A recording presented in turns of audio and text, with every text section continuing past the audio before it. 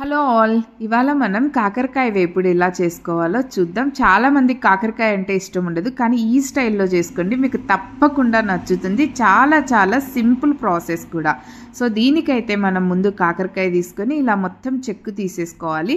So చెక్కు తీసుకున్న తర్వాత ఇలా సన్న సన్న ముక్కలు కట్ చేసుకొని ఉంచుకోవాలన్నమాట.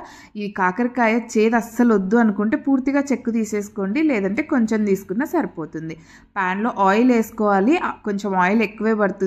ఇలా కొన్ని కాకరకాయలు వేసుకొని బాగా వేయించుకోవాలన్నమాట. దీనికి ఒక 10 minutes టైం పడుతుందండి.